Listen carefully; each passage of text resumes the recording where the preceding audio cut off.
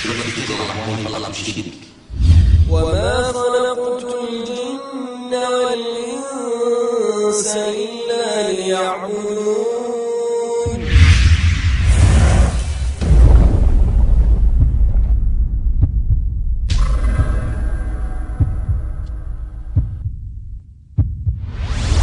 Hai saudara-saudaraku yang telah menjadikan akal dan jimatnya sebagai pemberi rezekinya dan memiliki keyakinan penuh bahwa lapangnya rezeki gara-gara cincin yang ada di tangannya, gara-gara keris yang ada di rumahnya, yang ia mandikan dan beri parfum setiap malam Jumat Kliwon. Pikir sedikit. Keyakinan kita yang sampai kepada perbuatan syirik, adanya sesuatu yang mengatur keberkahan selain Allah, adanya yang mendatangkan rezeki selain Allah, adanya yang menolak diri kita dari mara bahaya selain Allah, adanya yang mendatangkan manfaat selain Allah, dan ini semua akidah syirik. ومن أضل ممن يدعو من دون الله من لا يستجيب له إلى يوم القيامة وهم عن دعائهم غافلون. Dosa yang paling besar, nenek moyangnya dosa adalah syirik. Karena tauhid dan syirik dua hal yang tidak bisa terpisahkan sama sekali. Perintah kepada tauhid artinya larangan kepada syirik. Larangan kepada syirik artinya perintah kepada tauhid. Wa ma khalaqtul jinna wal insa illa liya'budun. Tidaklah kuciptakan jin dan manusia kecuali agar mereka beribadah kepadaku saja. Ya'buduni, beribadah kepadaku, dan aku tidak butuh ibadah kita. Karena orang yang tidak beribadah kepada Allah, dia akan menderita dunia dan akhirat. Maka kalau ustaz sudah mengajar, namanya ustaz, kalau dia mengajar orang memasak bakal, memasak jimat, bermain dengan jin, ini bukan ustaz. Ini dukun berjumlah. Jangan pernah yakin itu. Karena yang mendatangkan manfaat dan menolak mudarat, yang bisa menghalangi kita dari mudarat ya Allah. يا أيها الناس اذكروا نعمة الله عليكم هل من خالق غير الله يرزقكم من السماء والأرض لا إله إلا هو فأنا تؤفكون.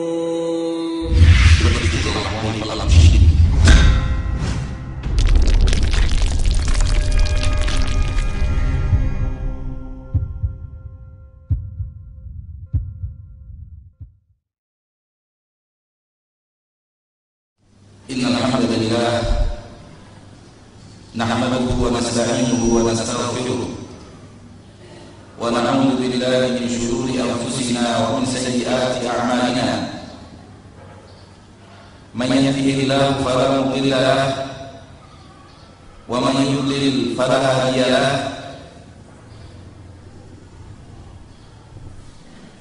Ashhadu an la ilaha illallah wahdahu la syarika lahu وأشهد أن محمدًا عبده ورسوله صلى الله عليه وعلى آله وأصحابه ومن تبعهم بإحسان إلى يوم الدين وسلم تسليما كثيرا. يا أيها الذين آمنوا اتقوا الله حق تقاته ولا تموتن إلا وأنتم مسلمون. يا أيها الناس اتقوا ربكم الذي خلقكم من نفس واحدة وخلق منها زوجها وبث منهما رجالا كثيرا ونساء واتقوا الله الذي تساءلون به والأرحام إن الله كان عليكم رقيبا. يا أيها الذين آمنوا اتقوا الله وقولوا قولا سديدا يصلح لكم أعمالكم ويغفر لكم ذنوبكم ومن يطع الله ورسوله فقد فاز فوزا عظيما. أما بعد فإن أصدق الحديث كتاب الله وخير الهدي هدي محمد صلى الله عليه وسلم وشر الأمور محدثاتها فإن كل محدثة بدعة وكل بدعة ضلالة وكل ضلالة في النار. معاشر المسلمين والمسلمات rahimani wa rahimakumullah. Segala puji dan syukur hanyalah milik Allah Subhanahu wa taala. Dan Allah Subhanahu wa taala satu-satunya yang paling berhak untuk dipuja dan dipuji.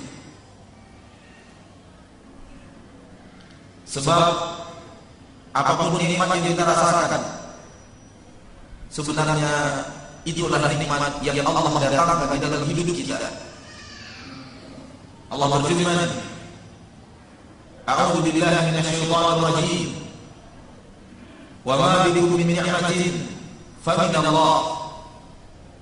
Apapun yang ada pada kalian daripada nikmat, semuanya datang dari Allah Subhanahu wa taala. Dan kita tergantung 100% kepada Allah Subhanahu wa taala. Kita bisa menjadi diri kita yang sekarang karena kita punya mata. Tidakkah kita bertanya siapa yang menciptakan mata untuk kita? Kita bisa menjadi diri kita sekarang karena kita punya lisan. Tidakkah kita berpikir siapa yang menciptakan lisan itu untuk kita? Kita bisa menjadi diri kita sekarang karena kita punya jantung, paru-paru, ginjal, usus, darah. Tidakkah kita berpikir siapa yang telah menciptakan semua itu untuk kita? Kita bisa menjadi diri kita yang sekarang karena kita membutuhkan oksigen dan kita menghirup oksigen setiap saat. Tidakkah kita berpikir siapa yang telah menciptakan oksigen itu untuk kita? Maka manusia, bahkan seluruh alam, tergantung kepada Allah 100% dan bergantung kepada Allah 100%. Allah berfirman, "A'udzu billahi minasyaitonir rajim. Bismillahirrahmanirrahim. Qul huwallahu ahad. Allahus samad." Katakan wahai Rasul, katakan wahai Nabi kepada manusia, huwallahu ahad. Dialah Allah yang esa. Tidak ada tandingan baginya, tidak ada sekutu baginya, tidak ada yang membantunya, apalagi menyamainya. Allah Samad. Allah tempat bergantung segala sesuatu.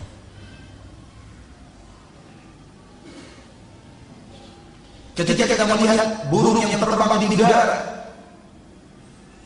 ingatlah firman Allah Subhanahu wa taala. Allah menerangkan, "Ma yumsikuhunna illa Rahman." Tidak ada yang menahan burung itu di udara kecuali Allah yang Maha Pengasih Penyayang.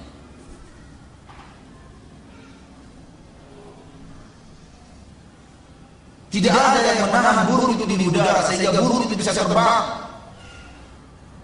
kecuali kasih sayang Allah. Kalau sedetil itu kasih sayang Allah, dan Allah terangkan kepada kita kasih sayangnya yang sedemikian detail, tidak ada artinya kita sangat membutuhkan Allah dalam seluruh kehidupan kita.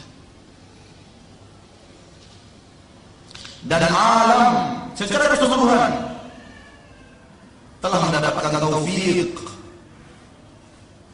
untuk menghambakan diri mereka kepada Allah.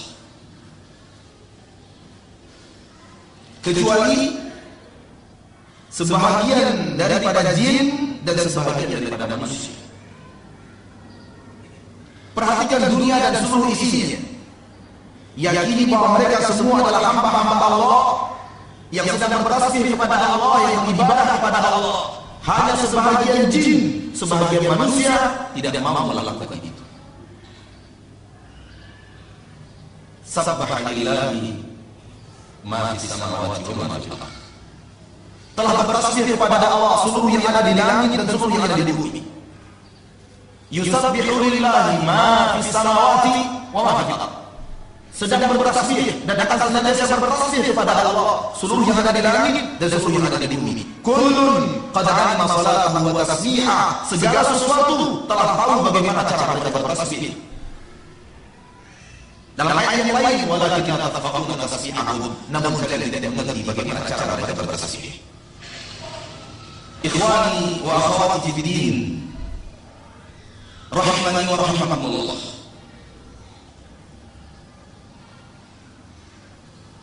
Sebagaimana yang antum maklumi bersama bahwa pembicaraan kita sekarang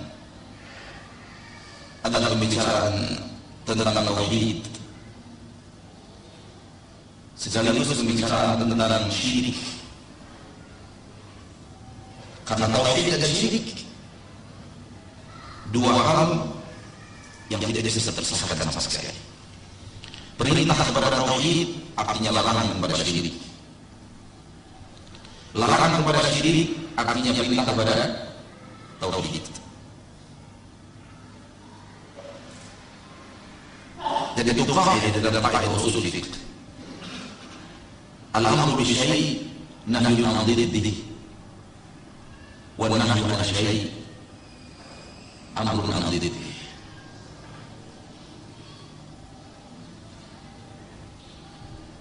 Kita beri judul kajian kita dengan judul berfikirlah wahai pelaku syirik.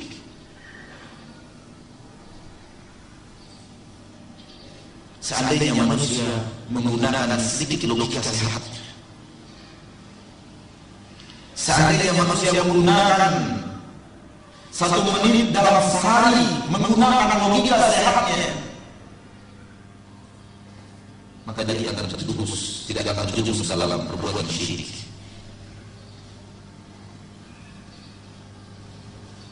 Wa fil ardi ayatun lil muqinin wa fi anfusikum afala tubsirun. Allah berfirman dalam surat Al-Zariyat, di bumi ada tanda-tanda kebesaran Allah untuk orang yang mau meyakini. Tanda-tanda keagungan Allah, tanda-tanda kemahakuasaan Allah, tanda-tanda keesaan Allah, tanda-tanda manas dan banyaknya Allah. Wa fi anfusikum, demikian juga dalam diri kalian terdapat tanda-tanda itu. Afala tubsirun, tidakkah kalian melihatnya?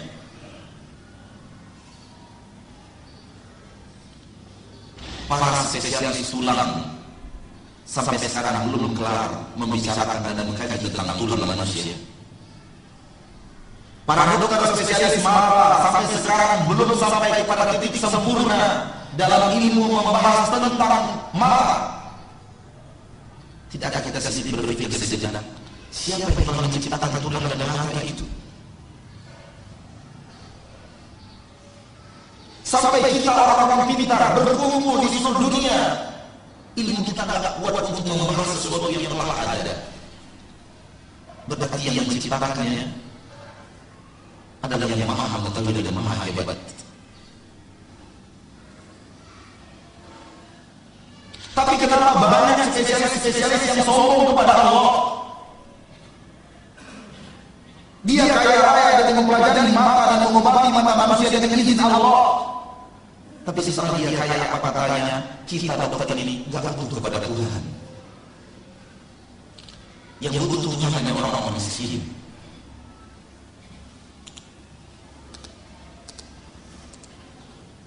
Kamu baru mempelajari 1 mata, kamu sudah jadi orang hebat. Tidak ada itu artinya yang menciptakan mata luar biasa hebat.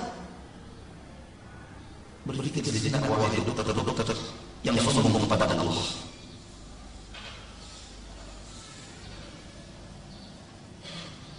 Amerika merasa bangga, motor mereka, mesin mereka sudah sampai ke Mars dan mendatangkan bebatuan dari Mars. Hai Amerika, tidak akan berpikir siapa yang menciptakan Mars? Kamu baru sampai di Mars saja, sombongnya luar biasa. Siapa yang menciptakan Mars? Berpikir sejenak. Dan bagi kami umat Islam, kamu sampai di Mars belum ada apa-apanya. Kami baru mengatakan kamu hebat kalau motormu sampai di matahari.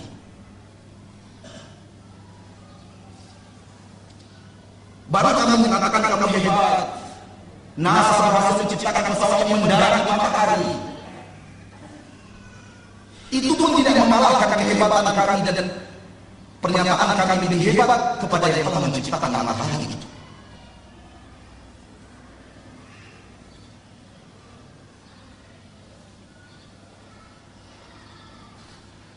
Anda selama ini menikmati sayur mayur. Tidak ada Anda berpikir siapa yang menciptakan sayur mayur itu untuk Anda. Anda selama ini menikmati hewan, daging hewan. Tidak ada Anda berpikir siapa yang menciptakan daging hewan itu untuk Anda. Anda menikmati hidup, tidak ada Anda berpikir siapa yang telah menciptakan kehidupan untuk Anda. Allah dalam Al-Quran mengajak kita berpikir, am khuliqu min ghairi syai'in am humul khaliqun. Dalam surat At-Tur, apakah mereka diciptakan dari sesuatu yang sebelumnya tidak ada? Hai manusia, apakah kalian menciptakan dari sesuatu yang sebelumnya tidak ada? Ataukah kalian yang menciptakan diri kalian sendiri? Kalau kita menciptakan diri kita sendiri tidak mungkin. Karena kalau saya menciptakan diri saya sendiri, nggak mau saya kayak ini wajah saya. Pasti saya lebih pilih memilih warna kulit yang lebih putih, tubuh yang lebih kekar, hidung yang lebih mancung, dan semacam. Karena saya tidak bisa apa-apa. Saya diciptakan. Berkata Jabir bin Mut'im radhiyallahu anhu, itu pertama kali hidayah Allah datang pada saya. Ketika dia mendengar firman Allah Subhanahu wa taala, "Am khuliqu min ghairi syai'in am humul khaliqun." Allah mengajak manusia berpikir, "Hai manusia, kamu diciptakan dari sebelumnya kamu tidak ada atau kamu yang menciptakan diri kamu sendiri?" Di dalam pelajaran ilmu alam banyak sekali yang berkata alam ini terjadi adalah proses alamiah. Dan mereka tidak menyebut nama Allah. Dan mereka tidak menyebut kekuasaan Allah dalam proses penciptaan alam. Sehingga lahirlah umat-umat yang benar-benar berusaha menguasai ilmu alam, namun tidak kenal siapa yang menciptakan alam. Mereka berkata, ini proses alamiah saja. Seolah-olah tidak ada yang mengaturnya. La ilaha illallah. Ini mulhid.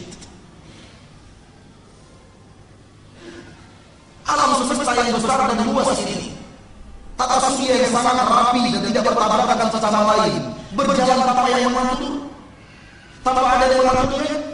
Masuk akal kayak ini, logika kayak ini, logis kayak ini. Kalau ada bertemu dengan orang yang seperti itu, bawa dia ke sebuah kebun yang pohon-pohon yang tertata dengan rapi, jarak satu pohon dengan pohon yang lainnya seimbang, dipandang lurus, pohon rapi dipandang ke kiri, pohon rapi dipandang ke kanan, pohon rapi dipandang ke kiri, pohon rapi disusun dengan sedemikian rupa. Di kebun itu ada pohon berenang yang tidak ada seluruh lembar daun yang ada dalam orang-orang, padahal di atasnya pepohonan. Kemana pun sampah-sampah dan daun yang jatuh itu telah terkumpul di satu pojok, di sebuah tempat yang bernama sampah. Lalu katakan kepadanya, taman ini, kebun ini tercipta alamiah. Kolam berenangnya bersih alamiah. Daunnya terkumpul di tong sampah alamiah. Dia akan berkata, kamu gila apa? Katakan kepadanya, kamu lebih gila lagi. Kalau sebuah taman yang kecil tertata dengan rapi tidak mungkin tanpa ada yang menatanya, akankah jagat raya ini yang katanya miliaran bintang ini tertata tanpa ada yang menatanya, berjalan rapi tanpa ada yang mengaturnya? Apakah tidak logis menurut Anda ada sebuah pohon yang tertata rapi dengan kolam renang yang bersih, dengan sampah yang tertumpuk di satu tempat? Menurut Anda tidak logis kalau itu tidak ada yang mengaturnya, dan logis apabila alam semesta ini tidak ada yang mengaturnya? Mana akal Anda? Mana pikiran Anda? Katanya Anda profesor. Profesor apa ini?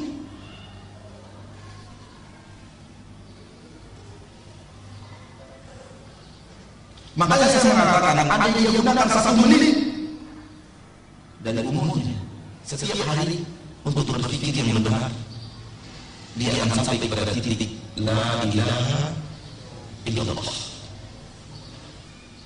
Dan dari dalam Al-Quran Al-Karim Allah mengajak kita untuk berpikir, Allah menyuruh kita untuk berpikir, Allah memarah kepada kita tidak berpikir. Afala ta'qilun, afala ta'qilun. Tidak ada banyak dalam Al-Quran. Kenapa kamu tidak berpikir? Kenapa kamu tidak berakal? Kenapa kamu tidak berpikir?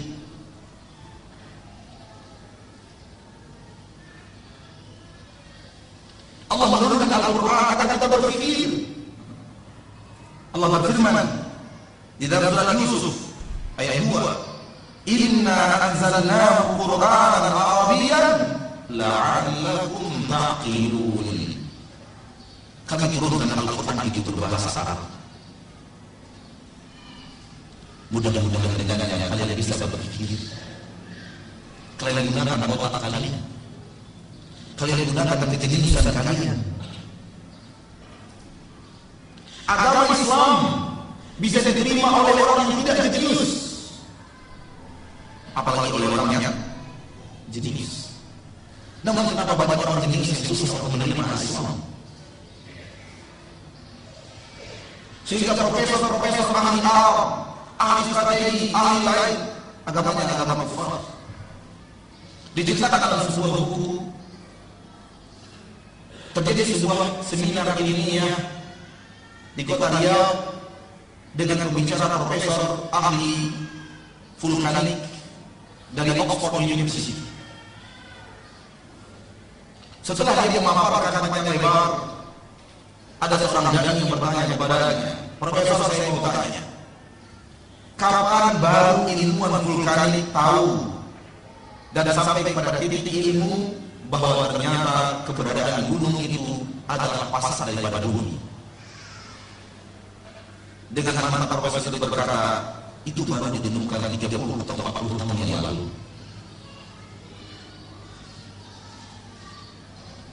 Sang dai berkata, bagaimana kalau saya beritahu kepada Anda bahwa Nabi saya Muhammad SAW sudah menyatakan lebih daripada 1400 tahun yang lalu bahwa keberadaan gunung-gunung itu adalah pasar bumi. Katanya yang mungkin. Pada zaman ini tidak ada sains dan teknologi yang bisa sampai pada titik ini. Ini menghabiskan dana miliaran untuk sampai pada titik ini. Lalu ini membuka Al-Quran surat An-Naba,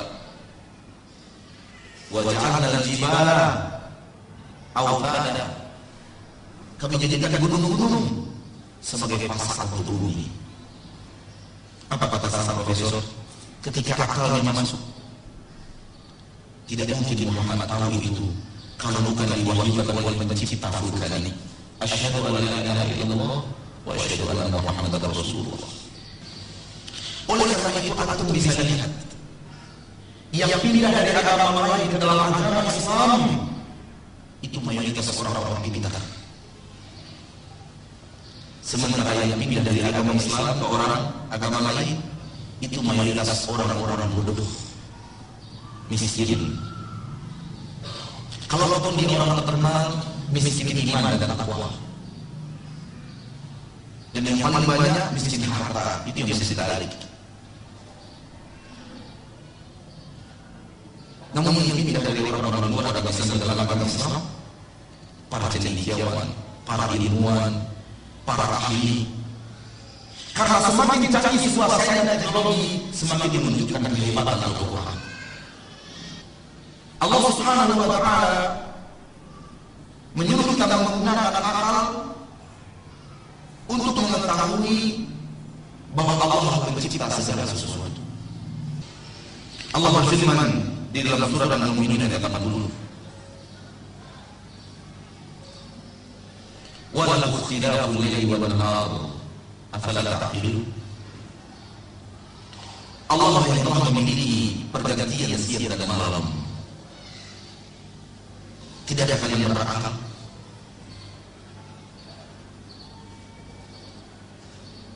Di dalam surah Al-Baqarah ada ayat yang masyhur.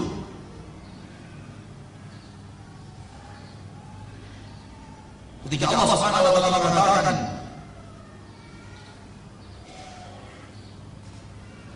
perputaran siang dan malam, awan yang ada di antara bumi dan langit, semua itu tanda-tanda kebesaran Allah untuk orang-orang yang berakal. Allah menciptakan segala sesuatu dan Allah menyuruh kita untuk melihat itu dengan akal kita yang sehat, dengan pikiran kita yang sehat. Orang-orang kufar merasa setelah kematian tidak mungkin ada hari dibangkitkan, karena menurut mereka nggak logis ada orang mati kemudian hancur, tubuhnya menjadi tanah, tidak bisa dibedakan mana yang daging dia mana yang tanah, kemudian dibangkitkan lagi menjadi hidup sesia kala. Nggak masuk logika kata mereka. Allah menantang mereka pakai logika. Di dalam surat Yasin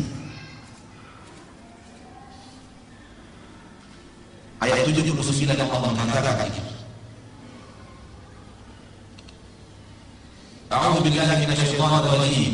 Wa daraba lana mathala wa nasiya khalqa. Qala man yuhyi al-'idhama wa hiya ramim.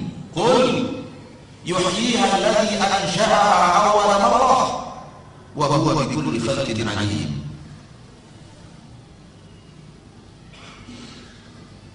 Mereka membuat permisalan kepada kami dengan membawa tulang belulang yang sudah melantak dan berkata kepada Rasulullah SAW, "Man yuhyi al-'idhama wa hiya ramim?"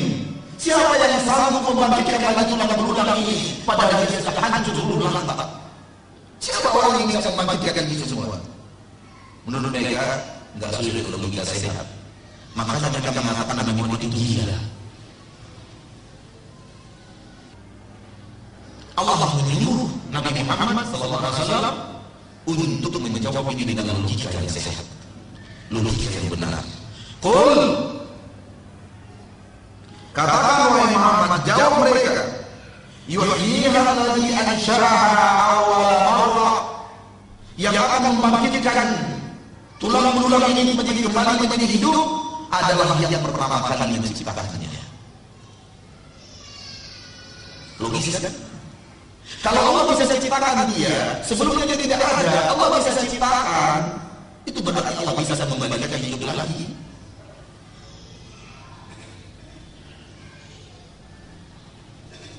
Kalau sebelumnya kita tidak ada, sekarang kita menjadi ada. Setelah kita tidak ada lagi, apa berarti bagi Allah untuk menjadikan kita ada lagi? Dan Allah mengatakan membangkitkan manusia setelah hari kiamat terjadi ahwan alaih, lebih mudah bagi Allah daripada menghidupkan pertama mati. Tidakkah Allah telah menunjukkan kepada kita Allah Maha bisa atas segala sesuatu? Tidakkah kita mendengar Nabi Musa yang dikejar oleh Fir'aun? Tidak ada tempat lari. Lalu Allah belahkan untuk mereka laut. Laut terbelah. Air menjadi terowongan yang sangat mudah untuk ditempuh. Dan perpisahan air itu tidak bisa masuk logika manusia. Air yang bisa terbentuk membelah menjadi jalan. Sehingga di kiri ini air yang menggunung, di kanan ini air yang menggunung, di kiri kita air yang menggunung, ada jalan di tengah-tengahnya. Fadrib lahum tariqan fil bahri yabasa. Ketika air berpisah, jalan itu langsung menjadi kering. Langsung menjadi kering. Tidakkah ini telah menggambarkan kepada kita tentang kemampuan Allah yang Maha Bisa atas segala sesuatu? Siapa yang mampu memelah laut kalau bukan tercipta laut itu sendiri? Siapa yang bisa langsung mengeringkan jalan yang baru saja berpisah dengan air selain menciptakan basah dan kering? Logika.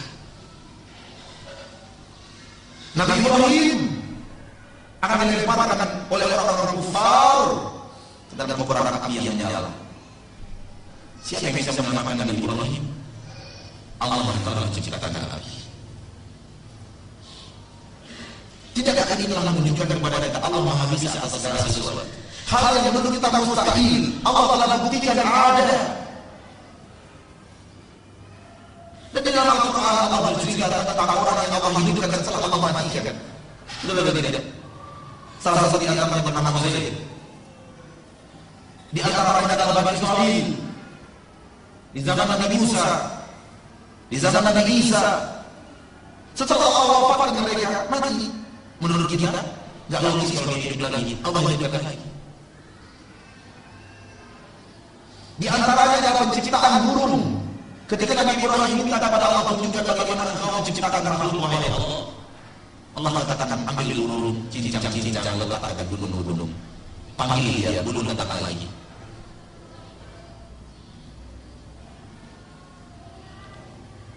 Di bumi Allah sudah menunjukkan Allah bisa. Ini menunjukkan bahwa Allah juga bisa membangkitkan kita setelah ribuan tahun kita wafat.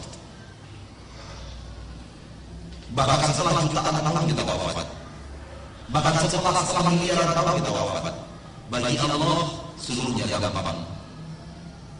Seluruhnya mudah. Karena Allah ala kulli syai'in qadir. Allah atas segala sesuatu Maha Bisa.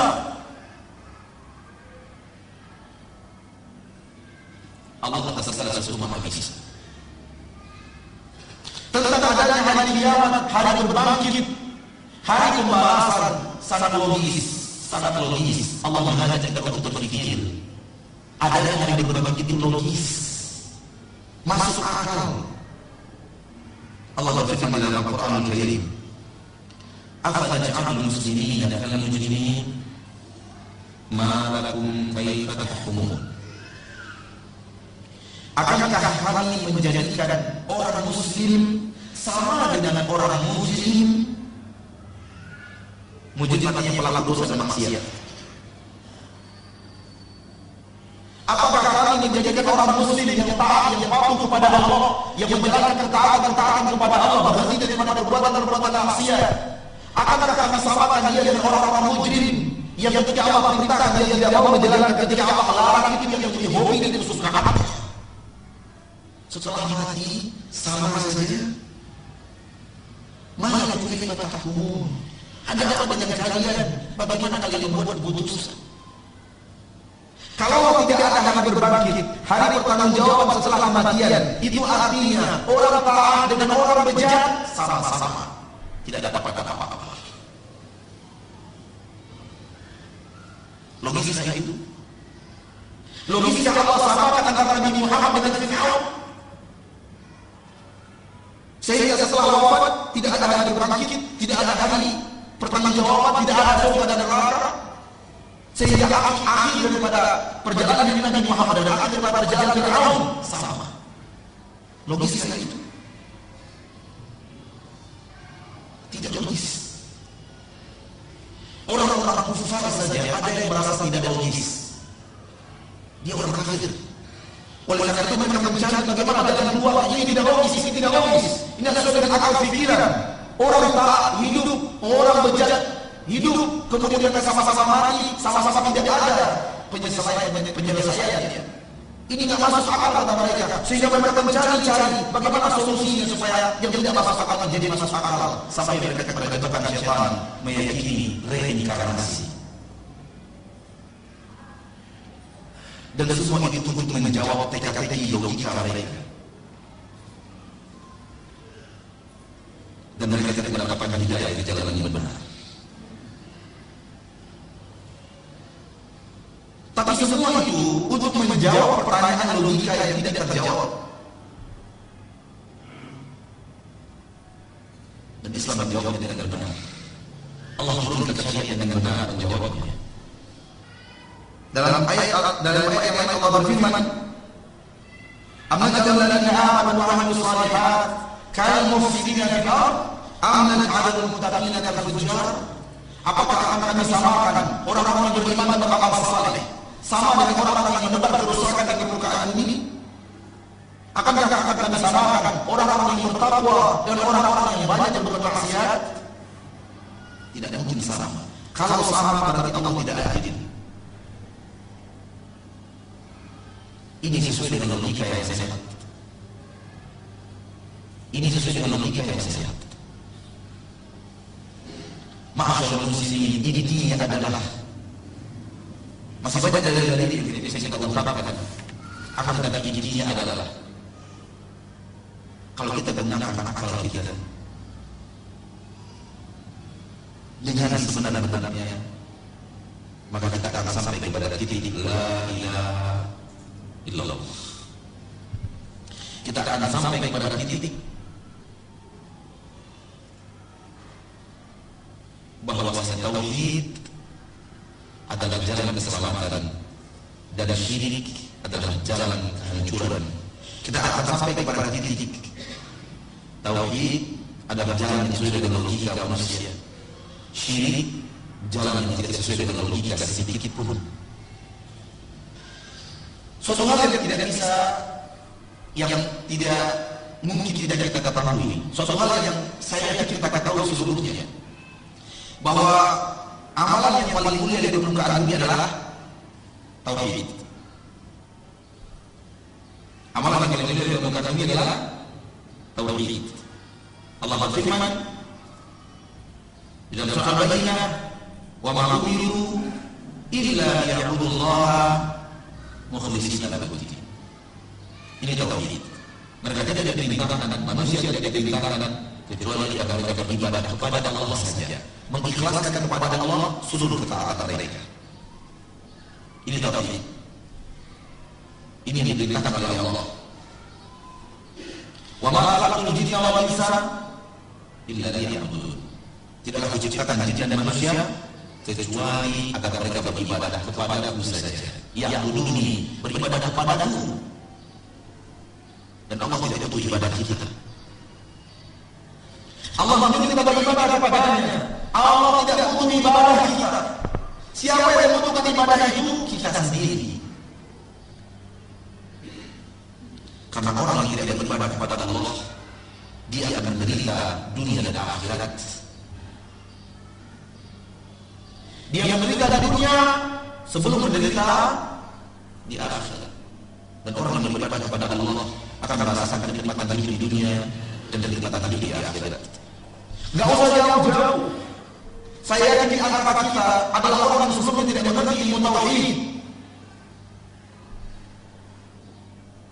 dan tidak mengerti ketaatan, hanya di dalam gemerlap dunia dan godaan-godaan dunia, pukalan-pukalan dunia. Setelah kita mengerti agama dan berjalan atas jalan Allah, terasa perubahan hidup yang penuh dengan kenikmatan dari sebelumnya penuh dengan kesengsaraan.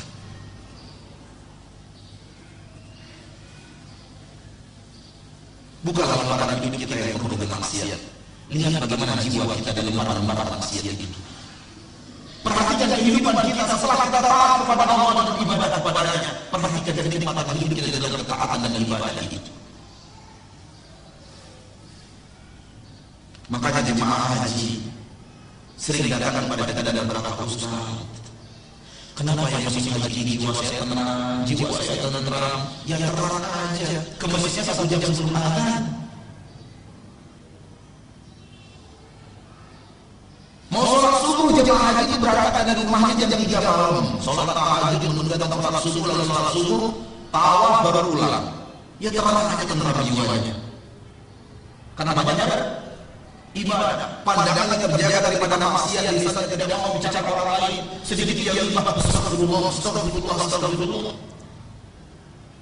Takut haji tidak kabur, tangannya tidak pernah menyakiti orang, tidak pernah menulis kuitansi palsu,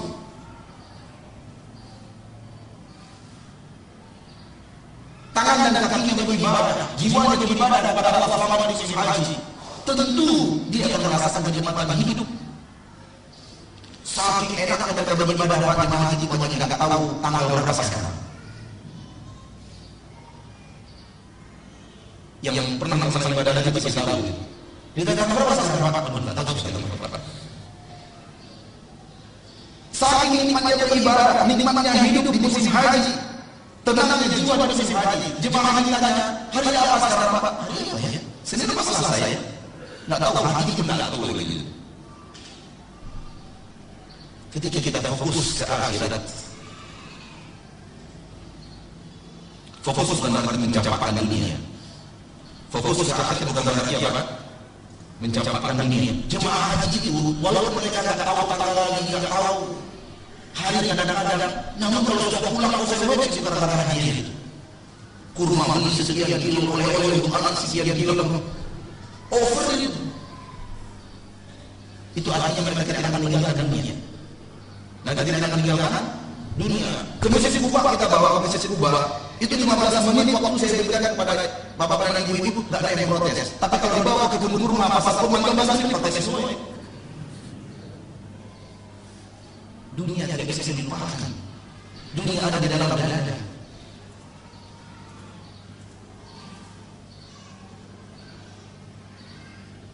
Satu jam didirikan di kebun kurma belum cukup kadang-kadang. 15 menit di Masjid Kubah kelamaan.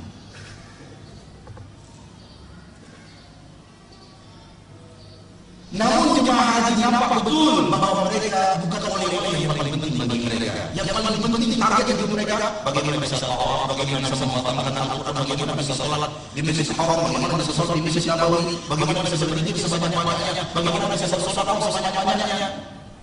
Lihat ketika target itu di tanah akhirat, timbul kedamaian dan ketenteraman di dalam jiwa yang luar biasa. Kemudian jemaah juga bertanya, kenapa di Indonesia tidak bisa seperti ini Pak? Pak Ustaz, kenapa kalau di Indonesia tidak bisa mendapatkan kedamaian ini? Ya saya katakan, masuk terus sih.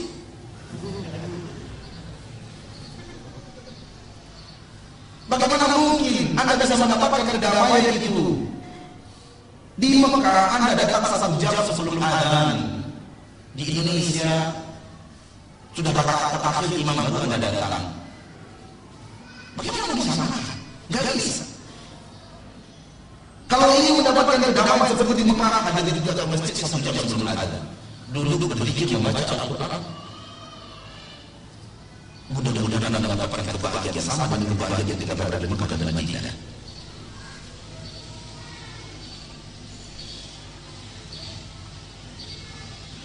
Saya nggak tahu kenapa saya bicara lagi tadi.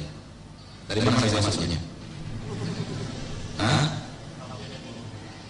Tauhid membawa ya kebahagiaan.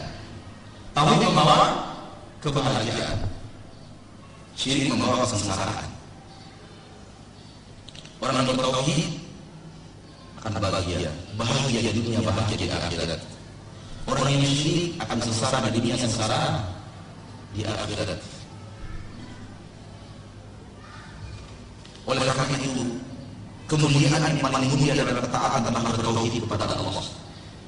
Sebagaimana dosa yang paling besar, nenek moyangnya dosa adalah syirik. Abdullah bin Mas'ud bertanya kepada Rasulullah SAW. Abdullah bin Mas'ud radhiyallahu anhu bertanya kepada Rasul kita tercinta Muhammad sallallahu alaihi wasallam, "Ya Rasulullah, ya Rasulullah, ayyu dzambi a'zam?" Dosa apa yang paling besar? Qal Rasulullah bersabda, "Anta taj'ala lillahi niddan wa huwa khalaqaka." Kamu menjadikan sesuatu sebagai tandingan untuk Allah, sementara Dia yang telah menciptakan kamu.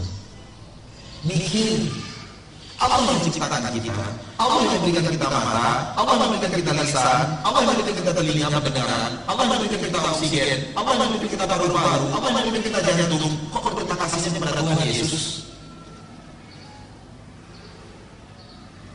Mikir dong.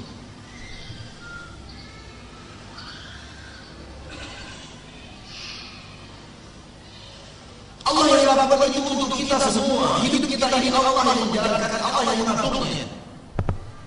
Kenapa ketika berterima kasih kepada matahari, kepada bulan, kepada bintang, kepada sapi, la ilaha illallah. Sapi jadi Tuhan. Pokoknya mikirin dulu loh. Ada orang-orang yang menjadikan sapi sebagai Tuhannya? Ada atau tidak? Ada. Saya hampir tidak percaya. Ada orang, teman saya, kalau kita katakan dia teman, kita tahu bahwa jujuran dan saya akan percaya itu. Dulu ketika masih kuliah, dia mengatakan bahwa dia di India itu ada penyembah tikus.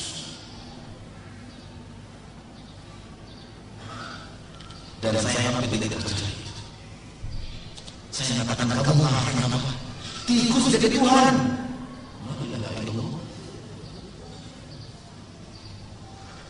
Dan saya semakin percaya. Ketika suatu hari di rumah mertua, saya menyaksikan metro meliput penyembah tikus. Kalau ada yang terkait orang metro, coba lihat file-file yang lama lagi. Ketemu itu. Metro meliput penyembah tikus di India.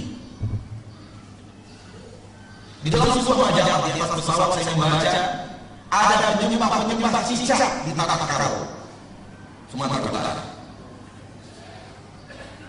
Boleh mikir Tuhan dengan cicak jadi Tuhan. La ilaha illallah. Mau kemana akal kita? Kata mereka cicak itu pembawa berkah di dalam hidup, cicak itu begini. Sehingga rumah mereka harus ada tempat cicaknya. Kalau mereka ingin melakukan hukuman, harus dipukul melalui pentungan yang ada dalam cicak di atasnya, supaya jin-jinnya hilang boleh dibunuh. Cicak jadi Tuhan.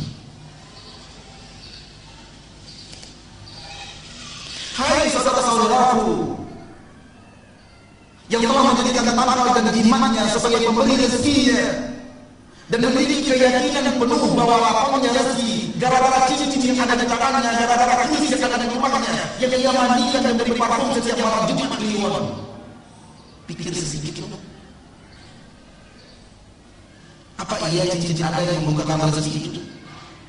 Apa iya tangan ada yang jimat Anda dan keris Anda yang membukakan pintu rezeki kepada Anda? Apa yang membukakan pintu rezeki itu? Allah. Inna Allah huwa Razzaq. Sesungguhnya Allah dialah yang maha memberi rezeki. Tidak ada yang memberi rezeki selain Allah.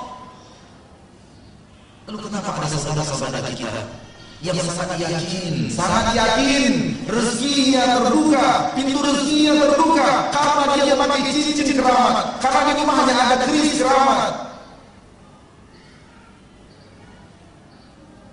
Apa iya cincin itu yang memberi kita rezeki? Apa iya keris itu yang memberi kita rezeki? Mikir dong. Mana logika Anda? Tidak sedikit orang-orang yang pakai tangkal dan dia yakin betul bahwa tangkal itu yang telah mengamankan dari mana bahaya. Sebahagiannya ada benang-benang berbuhul, tulisan-tulisan yang tak apa artinya. Memang sebenarnya orang Arab, bahasa Arab, tapi orang Arab tidak bisa baca. Fa-nya ada 10, waw-nya ada 15, la-nya ada 13. Mana ada bahasa Arab? Tidak ada bahasa Arab seperti itu. Tidak ada, benar tidak ada. Orang Arab tidak paham. Kalau kita pergi ke sebagian tempat, kita melihat ada tanggal di pasang dinding itu. Untuk membaca itu begini. Muter-muter itu tulisannya. Ada yang barat, timur, selatan. Terus ada yang meninggal begini. Yang mau membaca itu.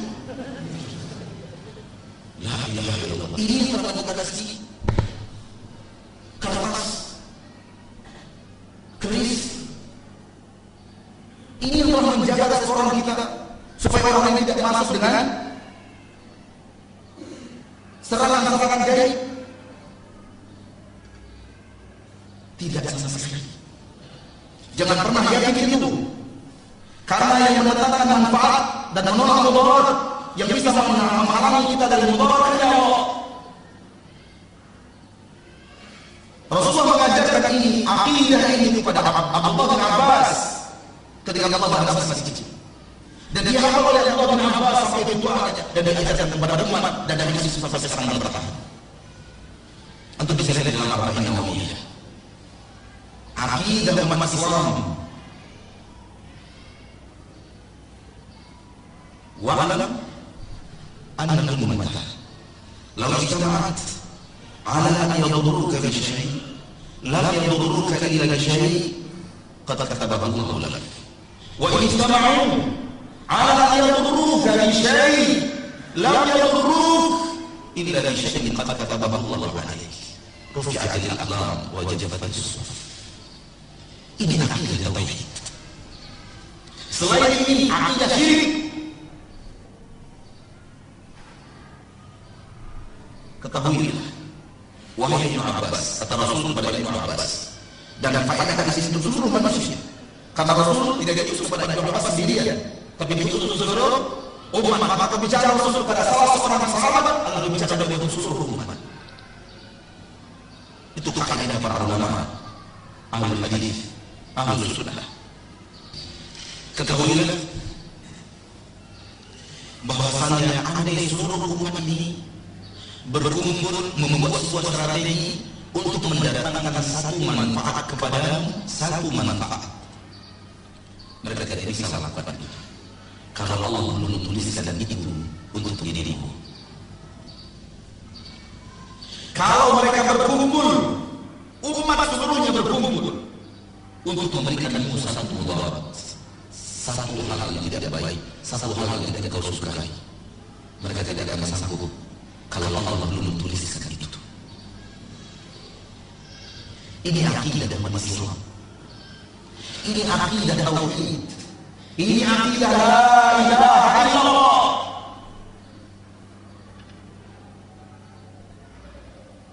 Yang menolak bahaya dari kita bukanlah jimat dan nakal. Jimat dan nakal itu kita yang merawatnya. Kita simpan baik-baik di lemari, dikunci, lemari dikunci lagi, dipasang uang-uangnya, malam Jumat Kliwon dimandikan. Mana ada Tuhan dimandikan? Di mana?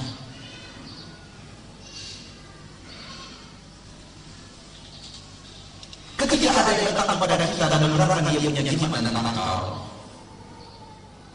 di antara mereka orang yang membawa krisis keramat, yang katanya krisis keramat dia sudah merawat selama belasan tahun, dan dia yakin krisis keramat telah begini. Krisis mana sama alam. Kita ambil krisis itu, saya ambil krisis itu, saya letakkan di tanah, saya injak dengan kaki saya putar kaki saya, dan saya tanya kepada dia, ini yang menjaga kamu? Yang saya injak kakinya, ini yang menjaga kamu? Mulai dia berpikir, logika saya ada datang, nggak mungkin Ustaz. Ini baru tauhid. Kalau dia Tuhan, dia bisa berbuat mana mau dia jadi ijab. Kemudian saya angkat krisis kecil yang tidak lebih besar dari jari kelingking ini. Anda izinkan saya patahkan? Ya Ustaz, saya patahkan. Bismillah, saya patahkan. Tuhan sudah patah. Yang memberi rezekimu selama ini adalah apa? Tidak ada lagi yang memberi rezekimu kecuali Allah Subhanahu wa taala. Ada yang aja. Ada orang yang yakin konsumen yang datang ke tokonya itu gara-gara tanggal yang dia pasang di tokonya itu. Gara-gara jimat yang dia pasang di tokonya, dipasang di dompetnya, diletakkan di setiap lemari dagangan dia itu. Itu akal nggak sehat orang itu, logikanya nggak jalan. Mana ada kertas undang jemaah kecuali undangan-undangan disebar mana-mana. Kalau diletakkan di toko nggak bisa. Kertas ya kertas, tulisan ya tulisan, dia nggak bisa berbuat apapun. Yang ada adalah keyakinan kita yang salah, keyakinan kita yang sampai kepada perbuatan syirik, adanya sesuatu yang mengatur di permukaan bumi selain Allah. Adanya yang datang dari rezeki selain Allah, adanya yang menolak diri kita dari mara bahaya selain Allah, adanya yang mendatangkan manfaat selain Allah, dan ini semua akidah syirik. Kalau boleh logis-logisan, logika-logikaan, daripada tanggal dan jam kita pasang itu tidak mau kita lihat orang di mana kita pasang, lebih logis kucingnya orang Cina. Sini, ya kan? Antum pernah ketemu orang Cina? Ada kucing yang matanya gerak-gerak gitu. Itu lebih logis. Kucing yang hanya orang datang ke toko-toko, Pak, masuk. Itu lebih logis daripada tangan yang tetap di atas itu. Enggak ada akses manusia. Enggak ada cara untuk mengajak manusia yang ada. Lebih logis yang Tuhan orang Cina. Lebih logis kucing orang Cina. Kalau logis-logisan, walaupun kedua-duanya sama-sama syirik dan tidak boleh sama sekali. Tapi secara logis lebih logis ini. Ada daya untuk mengajak. Ada keterangan untuk lihat kucing cantik. Makanya soal jimat dan tanggal kita nggak akan menang lawan mereka. Orang muslim pakai jimat dan tanggal, orang muslim pakai jimat dan tanggal yang harus sokok orang muslim. Kalau tanggal itu adalah Tuhan, maka Tuhan orang muslim lebih kepada Tuhan orang Islam. Kalau itu yang jadi takarannya,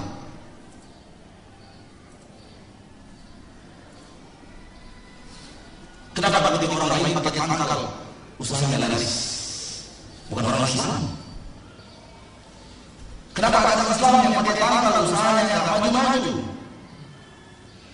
Kalau dia yang mendatangkan rezeki sebenarnya, tentu yang bisa membukakan itu rezeki, dia yang lebih berhak untuk menjadi orang kaya. Maka ini pelajaran-pelajaran yang diambil umat Islam dari orang di luar agama Islam.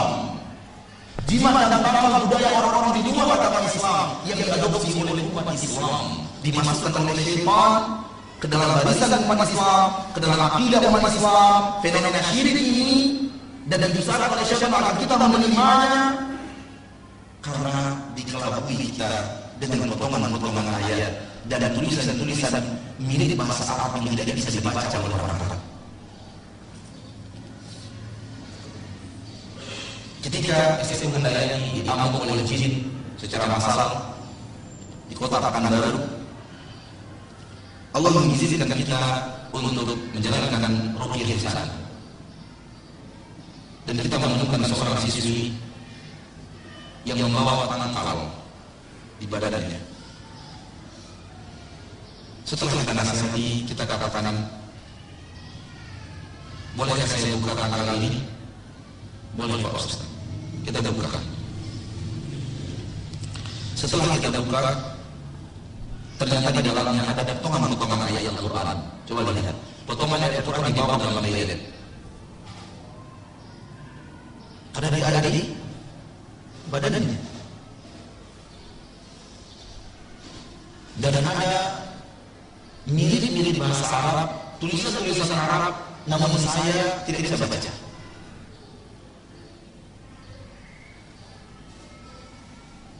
Saya bertanya, siapa yang memberikan kamu ini? Ustaz di sana. Ustaz. Ini bukan Ustaz ini, dukun berjubah. Ini bukan Ustaz, dukun berjubah, dukun bersahabat.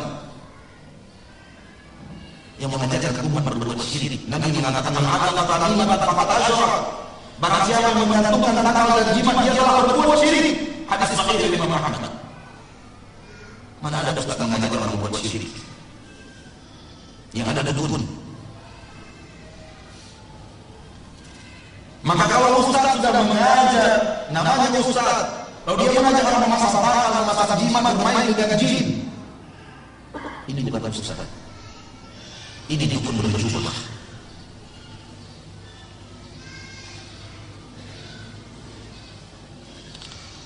Seperti yang saya katakan tadi, di dalam tanggal itu ada potongan-potongan ayat Al-Quran dan ada bahasa Arab yang tidak dimengerti oleh orang Arab. Di antara yang saya mengerti dari bacaan itu, ada yang sampai sekarang saya masih hafal. Ya Salta ya malqa, ya mustalsa. Wahai salqa, wahai malqa, wahai mustalsa. Ini nama siapa?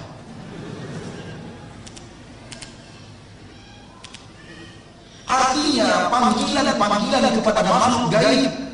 Rasanya ada orang yang namanya mustalsa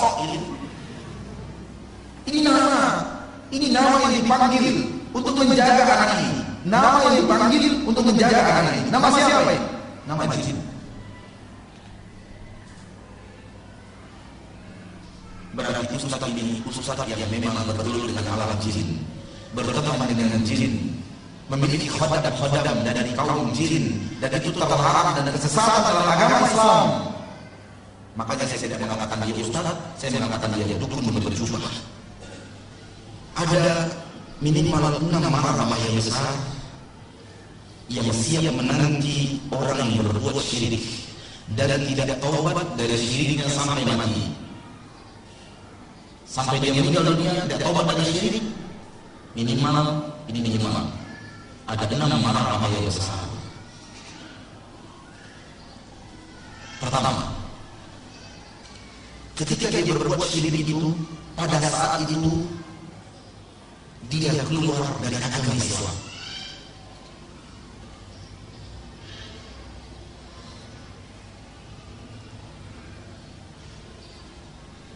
Dan statusnya ketika dia berbuat syirik itu adalah musyrik dan bukan muslim. Walaupun banyak orang yang menganggap dia masih kiai haji, tapi di sisi Allah, di ilmu Allah yang maha mengetahui yang gaib, dia orang musyrik dan bukan orang muslim. Walaupun sendiri yang masih memanggilnya Pak Ustaz. Keluar dari agama Islam. 2. Seketika ketika dia berbuat syirik tersebut, hapus seluruh amal saleh yang pernah dia bangun seumur hidup. Salatnya selama 60 tahun hilang pahalanya. Puasanya selama 60 tahun hilang pahalanya. Sedekahnya selama 60 tahun, zakatnya selama 60 tahun hilang pahala itu. Semuanya hilang. Berbaktinya pada orang tuanya hapus. Salat tahajudnya 60 tahun hilang, pahala itu hilang. Allah berfirman dalam Al-Quran, surah Az-Zumar ayat 65. A'udzu billahi minasyaitonir rajim. وَلَقَدْ أُوحِيَ إِلَيْكَ وَإِلَى الَّذِينَ مِنْ قَبْلِكَ لَئِنْ أَشْرَكْتَ لَيَحْبَطَنَّ عَمَلُكَ وَلَتَكُونَنَّ مِنَ الْخَاسِرِينَ. Dan sungguh telah diwahyukan kepadamu, wahai Rasul, dan kepada orang-orang sebelummu daripada Rasul-Rasul, لَئِنْ أَشْرَكْتَ, kalau kamu berbuat syirik, لَيَحْبَطَنَّ عَمَلُكَ, pasti sungguh akan hapus seluruh amalanmu. Walatakunanna minal khasirin, dan sungguh pasti kamu menjadi orang yang merugi hidup selama-lamanya. Siapa yang mau pahalanya selama 60 tahun hilang? Siapa yang mau pahala zakatnya hilang? Siapa yang mau pahala jujurnya hilang? Siapa yang mau pahala baktinya kepada orang tuanya hilang? Siapa yang mau pahala baiknya kepada tetangganya, akhlaknya yang mulia hilang? Tidak ada yang mau. Kalau kita tidak mau, jauhi perbuatan syirik.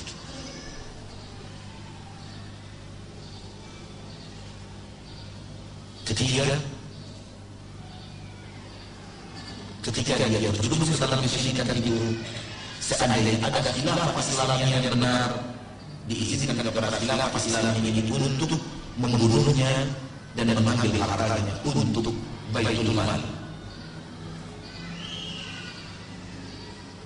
Darahnya halal, hartanya halal. Seandainya ada khilafah Islamiyah yang benar, maka orang yang seperti ini dipanggil, disuruh taubat selama 3 hari dalam penjara. Mau dia taubat, dikembalikan sebagai seorang muslim ke permukaan bumi. Tapi kalau dia tidak mau taubat, dipenggal kepalanya, diambil seluruh hartanya.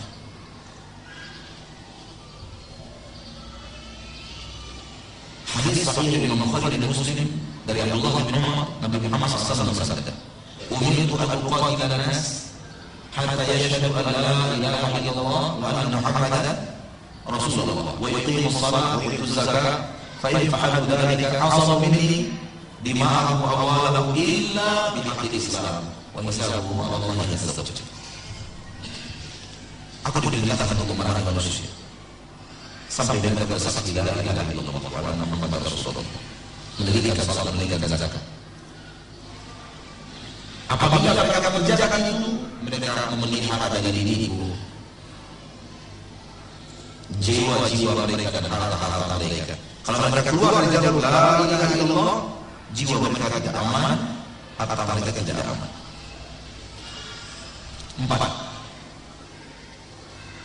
Ketika dia wafat dengan melakukan dosa syirik dan tidak bertobat sebelum dia wafat, karena kalau orang bertobat sebelum wafat Allah terima. Kalau orang bertobat dari dosa syirik sebelum dia wafat, Allah akan terima. Walau 1 hari sebelum wafat, walau 2 jam sebelum wafat, Allah terima taubatnya. Kalau dia serius tobat daripada syirik. Karena Allah tidak akan ampunkan itu berlaku di akhirat. Dengan bukti tidak akan kita melihat sebahagian sahabat-sahabat Nabi pernah terjerumus dalam kesyirikan. Jawabannya adalah ya tidak. Ya. Pernah terjerumus dalam dunia kesyirikan. Dan ketika mereka taubat, Allah terima taubatnya, bahkan menjadi manusia paling mulia setelah para nabi dan rasul. Ini menunjukkan Allah menerima taubat orang yang berbuat syirik, andai taubat itu terjadi di mana? Di dunia. Qul lil ladzina asrafu ala anfusihim la taqnatu min rahmatillah innallaha yaghfiru dzunuba jami'an. Allah mengampunkan dosa semuanya. Semuanya Allah ampunkan. Kalau kita bertobatnya di dunia. Termasuk dosa syirik. Yang keempat, apabila dia wafat membawa dosa syirik, Allah tidak akan ampunkan dosa itu. Tidak ada ampunan untuk orang-orang yang datang pada Allah di hari akhir pada mahsyar dengan membawa dosa syirik. Itulah firman Allah Subhanahu wa taala dalam Nisa ayat 119. Inna Allah la yaghfiru an yushraka bihi wa yaghfiru ma duna dzalika liman yasha'. Allah tidak akan mengampunkan dosa orang-orang yang berbuat syirik. Kapan? Ketika dia datang pada Allah dan membawa dosa syirik. Anak-anak di dunia Allah ampunkan. Kalau dia bertobat dengan serius, taubat nasuh. Wa yaghfiru ma duna dzalika, dan Allah mau mengampunkan dosa selain itu, selain dosa syirik itu. Liman yasha', untuk orang-orang yang Allah pilih dan Allah kehendaki.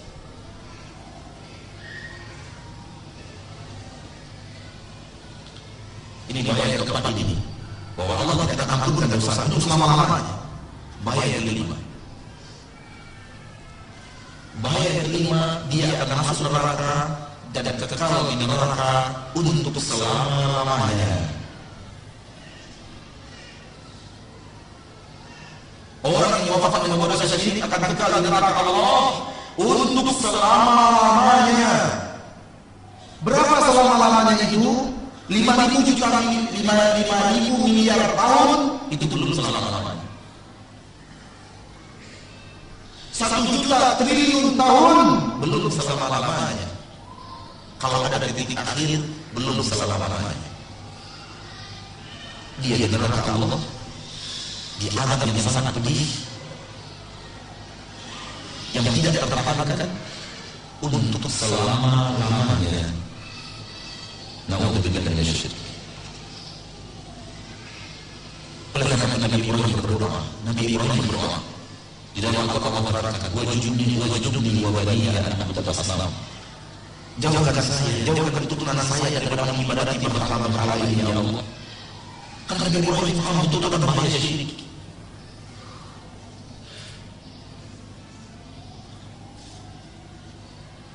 Berkata Imam Ibnu Qutaibah, wa man ya'mal bala'a Ibrahim, siapa orang yang lebih aman dari sentuhan fitnah syirik melebihi Nabi Ibrahim?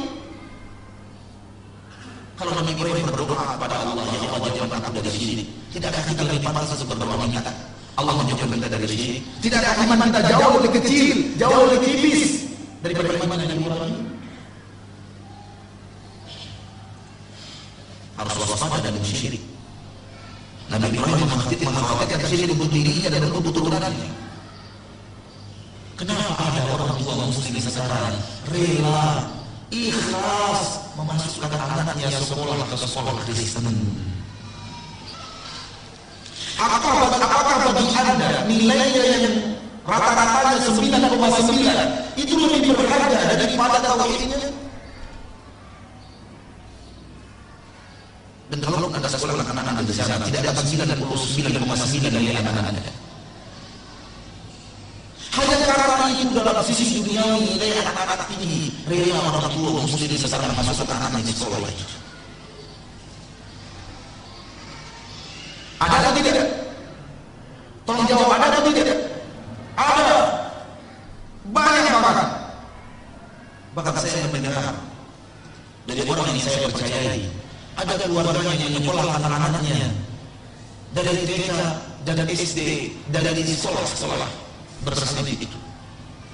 Ketika dimasukkan ke SMP pendaftaran, gurunya bertanya, "Anak agama kamu apa?" Dia jawab Kristen.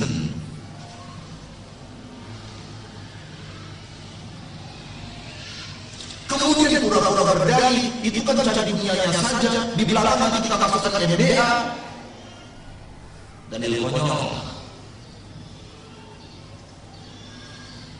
Selamatkan kaki anak-anak dan saudaraku. Lebih baik dia wafat menjadi tukang sapu masjid dan bertauhid dibanding dia wafat menjadi seorang presiden dan berbuat syirik. Karena ketika dia wafat menjadi seorang presiden yang berbuat syirik, dia akan kekal di neraka Allah untuk selama-lamanya. Dan kalau dia wafat sebagai penyapu masjid dalam katakan bertauhid, boleh jadi dia tidak pernah singgah di neraka Allah dan langsung masuk surga. Itu pun kita maunya presiden bertauhid lagi. Itu kita inginkan. Anak kita jadi presiden dan bertauhid. Kita ingin presiden yang bertauhid, menteri kita menteri yang bertauhid. Itu yang kita inginkan, itu yang dibutuhkan Indonesia. Namun sayang di diri saya, ada orang tua yang seperti tidak peduli pada akidah dia dan akidah anak-anak.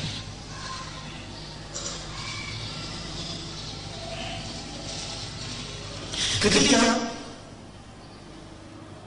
penduduk surga yang tidak siap neraka masuk surga, dan orang-orang kufar, orang-orang musyrik, dan orang-orang muslim bertauhid yang banyak berbuat maksiat masuk neraka, Allah perintahkan malaikat untuk mengangkat orang-orang mukmin itu dari iman yang paling besar, terus yang lebih kecil daripada itu, lebih kecil daripada itu, sampai kepada iman yang paling kecil sebesar biji zarah, diangkat dari permukaan dan dalam api neraka dan masuk ke dalam surga. Jangan menggandang ini ya. Jangan menggandang ini. Yang pertama yang dijangankan. Apa-apa maksiat dikit. Pada akhirnya masuk surga juga. Siapa bilang? Belum tentu. Karena mungkin masih saya katakan itu tentang masuk dan dosa syirik kita tidak tahu. Kalau dosa Anda sedikit, saudaraku, katakanlah dosa Anda sedikit, dan Anda dianggap hanya seminggu di neraka Allah. Tahukah Anda, satu hari di neraka Allah itu hitungannya di permukaan bumi 1000 tahun. Itu artinya Anda dipanggang di neraka Allah 7000 tahun. Sebelum Anda masuk ke neraka Allah itu, ambil dulu lilin, taruh di ketiak Anda. Sanggup enggak? Kalau Anda tidak sanggup dengan api lilin ketiak Anda, jangan pernah berkata, udah masuk neraka sebentar juga apa-apa. Ada kaum muslimin sekarang yang kita nasihati mereka daripada kemaksiatan. Apa katanya? Katanya masuk neraka gua, karena tahu yang sewa. La ilaha illallah. Sebab ini dikatakan kepada neraka.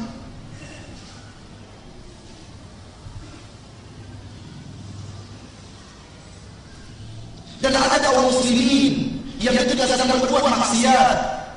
Ada orang yang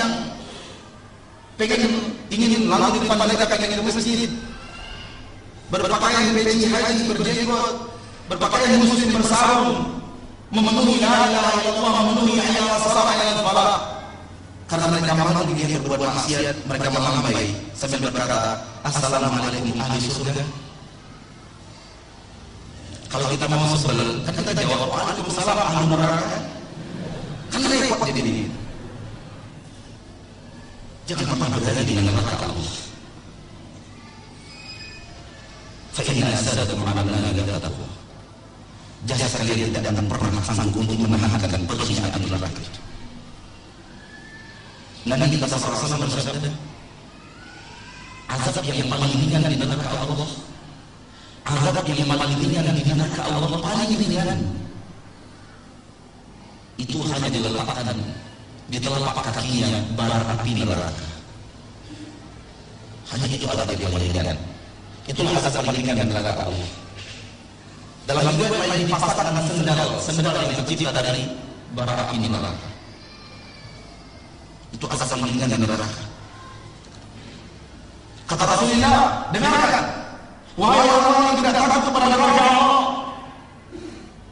dengarkan Rasulullah bersabda, ketika kakinya menginjak bara api neraka itu, yali minha dimaghu, otak yang ada di kepala mendidih kepanasan. Tahukah nama mendidih? Pernah Anda melihat ayat yang mendidih dimasak oleh istri Anda dan rumah? Bayangkan otak Anda dan mendidih hanya karena bara api diletakkan di kaki Anda. Anda tidak akan sanggup. Saya dan Anda tidak akan sanggup ke neraka Allah. Tidak ada manusia yang sanggup ke neraka Allah. Oleh karena itu jangan sombong, jangan pernah berlagu dengan neraka Allah. Allah akan memberikan kepada kita rasa takut terhadap neraka. Yang pernah coba-coba berani pada neraka Allah.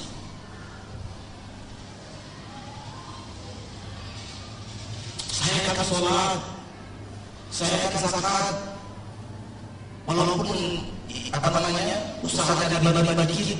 Mana ada riba yang dikit? Riba saja besar. Riba yang paling kecil kata Rasulullah, bagaikan orang yang berzina 36 kali. Kalau pilihan hidup ada dua, tidak ada pilihan yang ketiga. Pertama, hidup di dunia miskin, di akhirat masuk surga. Hidup di dunia kaya raya, di akhirat masuk neraka. Tidak ada pilihan yang ketiga. Seorang muslim, seorang muslimah wajib memilih yang pertama. Yang keenam, orang yang wafat dengan berdosa syirik dan tidak bertobat sebelum wafat, haram untuknya menginjak kakinya di surga. Untuk dalil yang kelima dan keenam, firman Allah dalam surah Al-Maidah ayat 72. Innahu man yusyrik billah faqad harrama Allahu 'alaihi al-jannah wa ma'wahu an-nar wa ma lidh-dhalimina min ansar. Sesungguhnya barang siapa yang berbuat syirik kepada Allah, maka Allah sungguh telah haramkan untuknya surga. Allah haramkan untuk ada surga. Surga yang menjadi cita-cita tertinggi seorang muslim dan muslimah. Jadi cita-cita tertinggi kita, cita-cita tertinggi anak kita, cita-cita tertinggi cucu kita masuk surga. Bukan jadi pramugari. Cita-cita tertingginya jadi apa? Penduduk surga.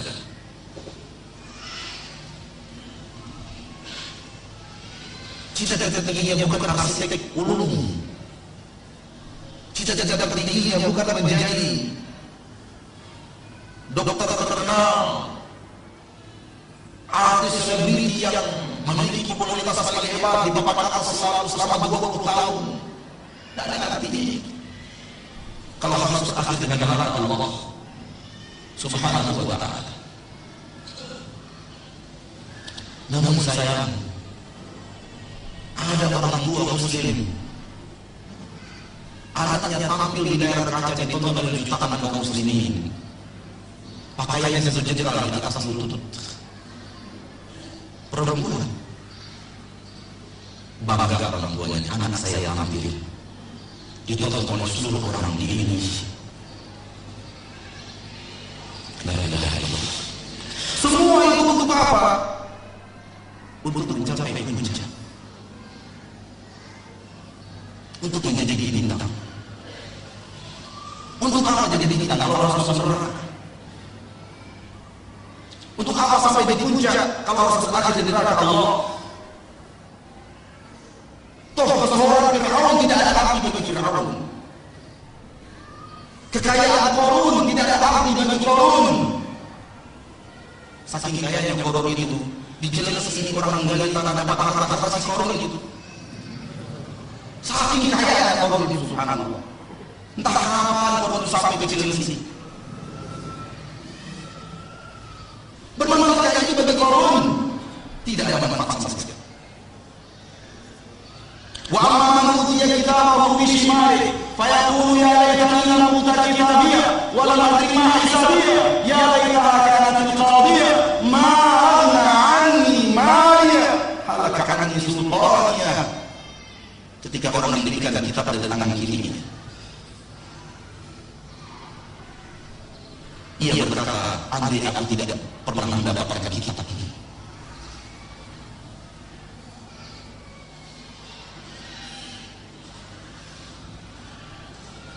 Aduhai gerangan, alangkah beratnya keputusan ini. Ternyata tidak bermanfaat untukku sedikit pun hartaku. Hancur seluruh kekuasaan dan kekuatanku.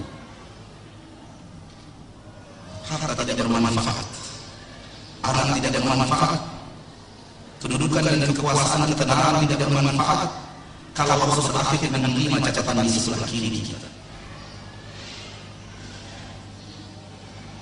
Apa yang terjadi? Khudhu fagullu thumma al-jahima sallu. Ambil dia, belenggu dia, seret dia, masukkan ke dalam neraka.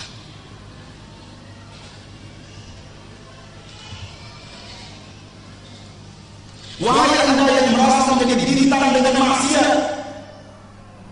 ingat ayat ini.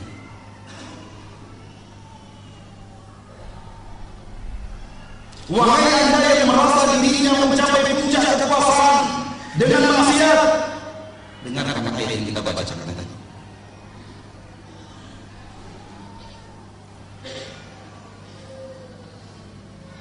Fir'aun orang-orang yang berkuasa, tidak ada artinya kekuasaan itu bagi. Qarun orang yang kaya raya, tidak ada arti daripada kekayaan itu bagi dirinya.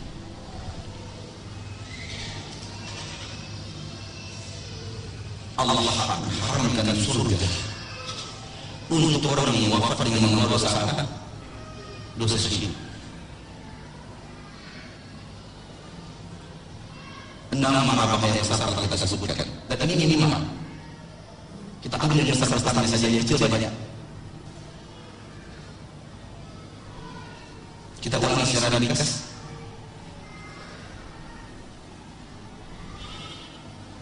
Keluar dari agama Islam,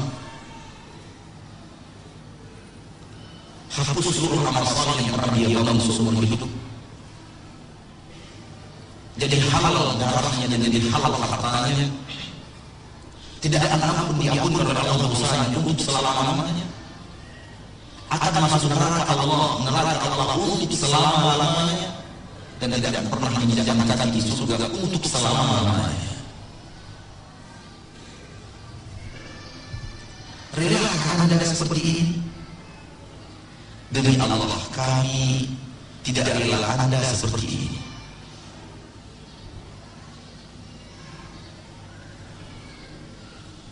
Namun dengarkan 2 persaksian datang dari 2 pedagang. Satunya pedagang kota Aur Bukit Tinggi, dan satunya datang dari pedagang kota di pasar pusat Pekanbaru. Saya tidak tahu oleh karena apa. Pedagang-pedagang tanah mungkin ada di sini. Kalau ingin mereka bersaksi dan disampaikan kepada saya, apakah sama atau tidak? negara, pasal ini masih persaksian dua manusia, satunya pedagang di Alur Kuning Bukit Tinggi, satunya pedagang di Pasar Pusat Pekanbaru. Kata mereka berdua kepada saya, Allah saksi apa yang saya katakan. Pedagang-pedagang itu jauh lebih banyak yang pakai tangkal dibanding yang tidak pakai tangkal.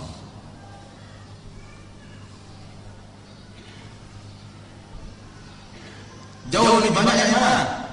Yang pakai tangkal dibanding yang tidak pakai tangkal. Jauh lebih banyak yang ikut pesugihan dibanding yang tidak ikut pesugihan.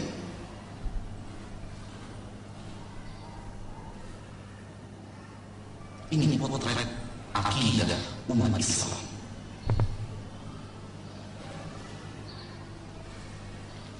Kapan Islam akan bangkit di tengah kaum yang lebih percaya pada tanggal dibanding percaya pada Allah?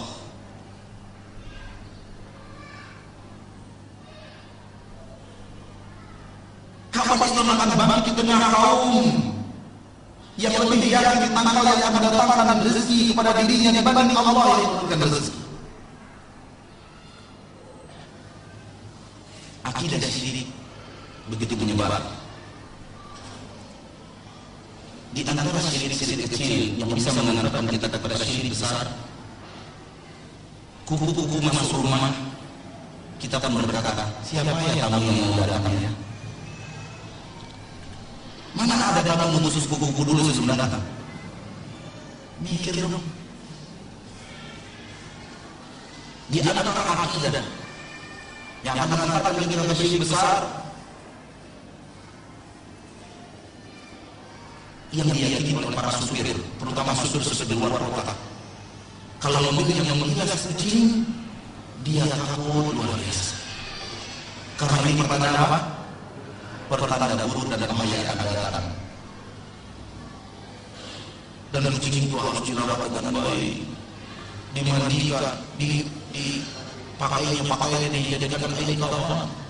Kalau kemudian digali tanah, dibenarkan sambil nangis saja. Manusia aneh dan ajaib. Tapi lihat menyeluruh.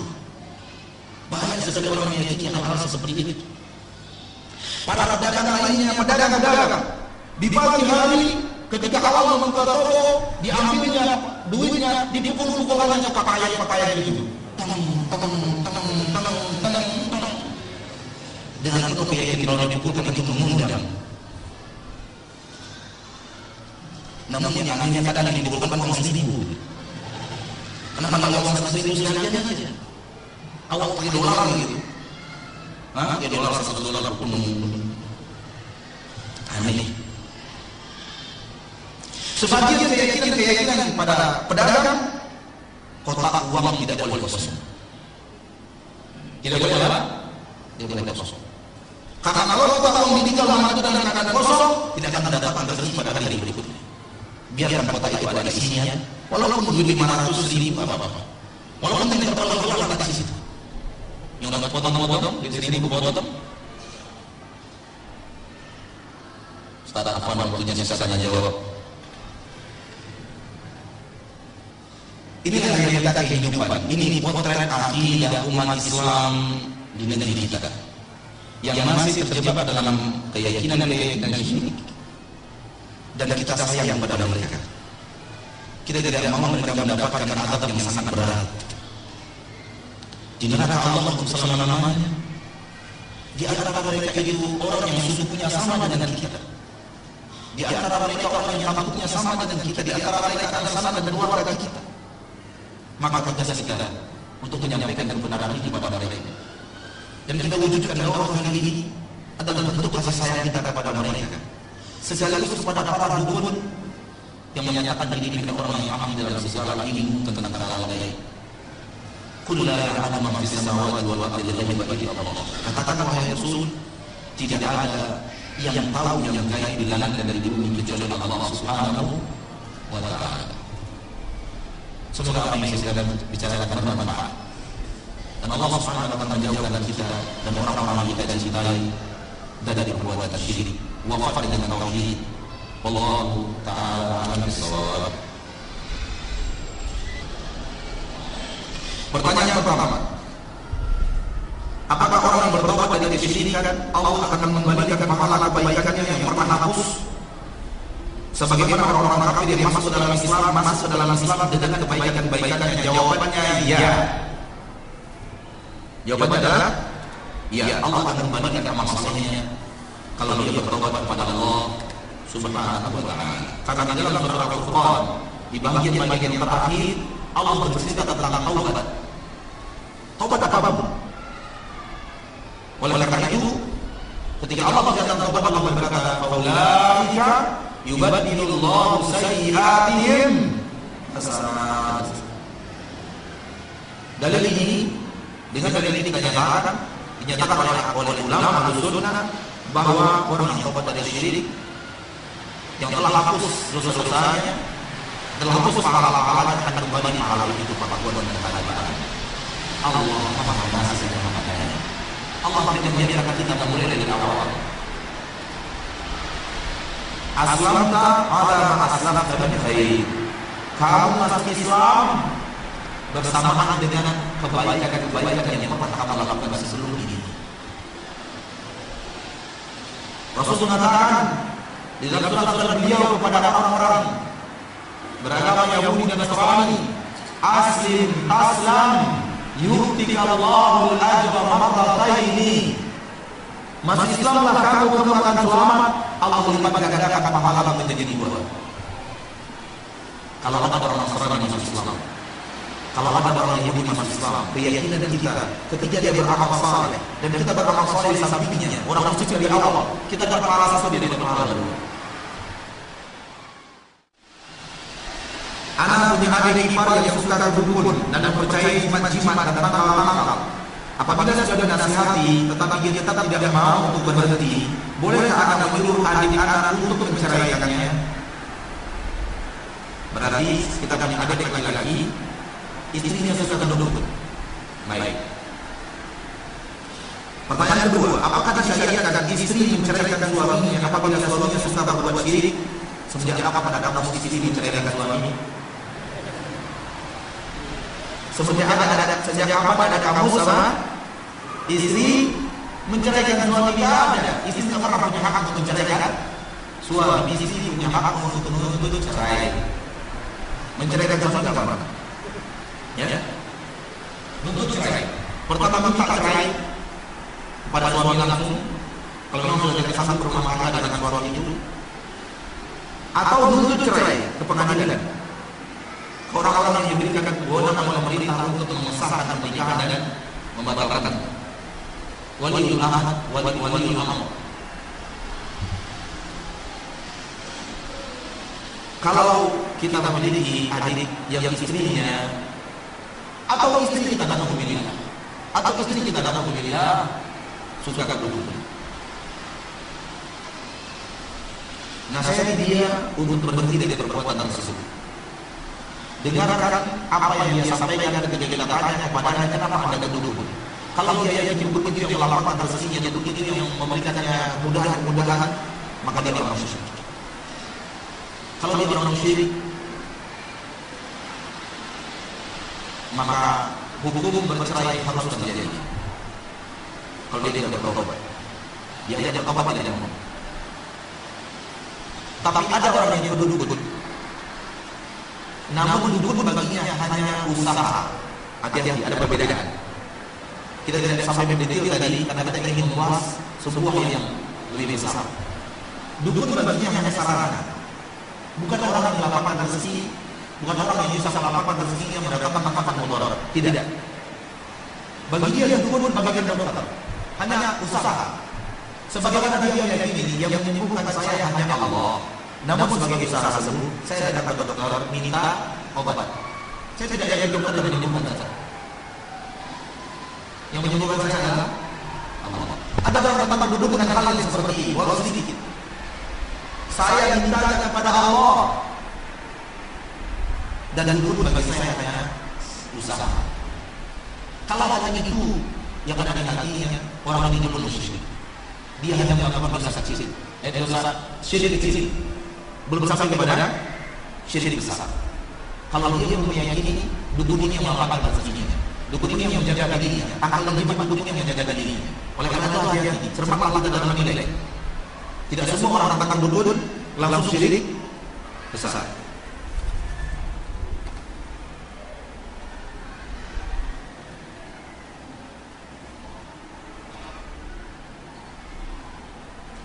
Di daerah ada acara peringatan 100 dan 1000 hari kematian. Di daerah Anda juga ada. Di dalam acara tersebut dia yang ada acara diharuskan menyediakan makanan ditunjukkan kepada orang yang mati tersebut, orang yang sudah wafat tersebut. Apakah acara itu mengandung kesyirikan, Ustaz? Acara yang seperti ini biasanya hanya mengandung bid'ah. Tidak mengandung kesyirikan. Soal bid'ah, insyaallah hari Rabu berpikirlah wahai pelaku bid'ah. Insyaallah. Bolehkah kita mengatakan semenjak ada anak saya yang nomor 5 ini, rezeki saya menjadi lancar?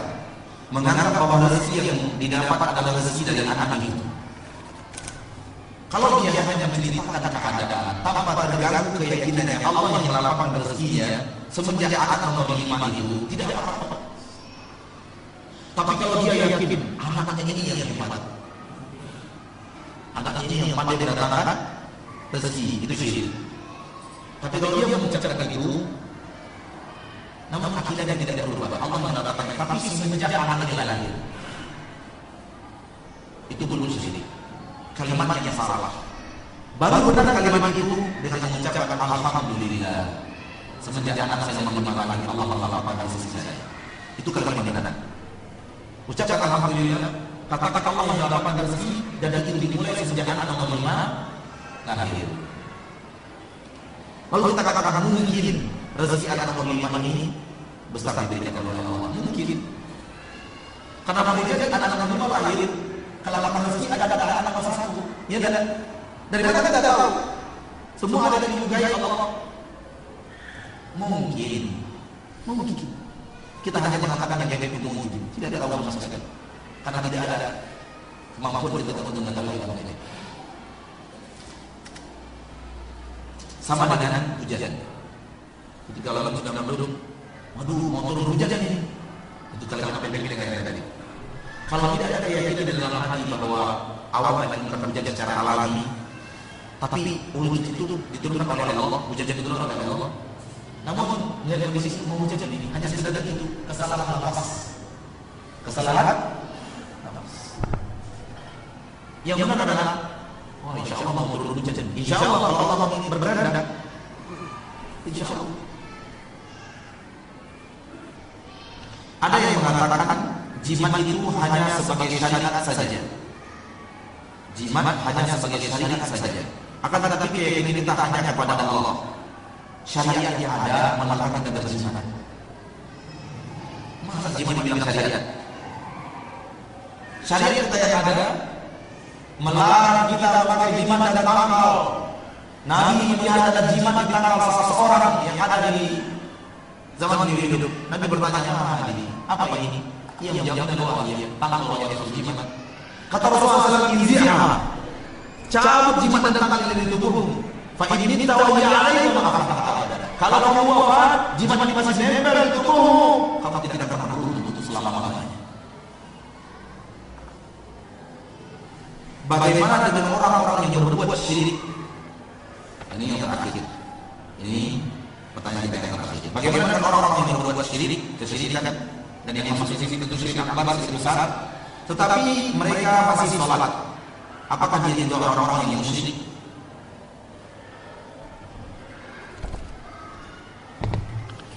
Di dalam Al-Quran Al-Karim, kalau saya lihat khilaf di dalam surah Yusuf, Allah berfirman, "Wa ma yu'minu aktsaruhum billah illa wa hum musyrikun." Tidaklah mereka kebanyakan orang beriman kepada Allah namun bersesat iman itu mereka sesatkan kesyirikan. Tetap saja musyrik. Tahukah Anda bahwa ketika dia melakukan kesyirikan, tidak ada arti sholatnya itu. Layak batalna amaluka wa la takunanna minal khasirin, akan hapus seluruh amalan itu, tidak ada artinya. Mau sholat, mau puasa, mau haji, mau zakat, mau berbakti kepada orang tua, tidak ada artinya dengan mengerjakan syirik. Artinya apa? Kesyirikan kalau itu syirik besar masuk ke dalam tauhid, sebesar apapun tauhid itu langsung hilang. Sampai di sini pertemuan kita. Semoga Allah Subhanahu wa taala mudahkan kita untuk memahami akidah. Perjuangan kita yang paling besar sampai kita wafat, perjuangan mempertahankan akidah dan tidak tercapai oleh syirik. Kalau ada yang nanti saya sampaikan, itu yang saya tahu daripada kitab Allah Subhanahu Rasulullah dan ulama-ulama yang telah berjasa menjadikan ilmu yang benar pada kita. Kalau ada yang salah yang saya sampaikan, itu adalah kelemahan saya sebagai seorang manusia yang kurang ilmu, kurang pengalaman, kurang cara menyampaikan. Kepada Allah saya bertobat kepada kita, saya minta maaf. Subhanallah wa bihamdika, asyhadu an la ilaha illa anta, astaghfiruka wa atubu ilaik. Walhamdulillahirabbil alamin. Wassalamu alaikum warahmatullahi wabarakatuh.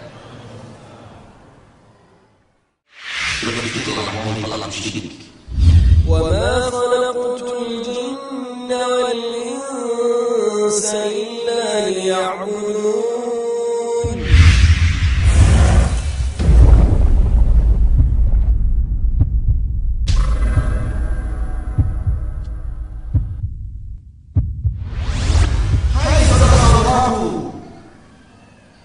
Yang telah menjadikan akal dan jimatnya sebagai pemberi rezekinya dan memiliki keyakinan penuh bahwa lapangnya rezeki gara-gara cincin yang ada di tangannya, gara-gara kuis yang ada di rumahnya, yang dia mandikan dan beri parfum setiap malam Jumat Kliwon. Pikir sedikit.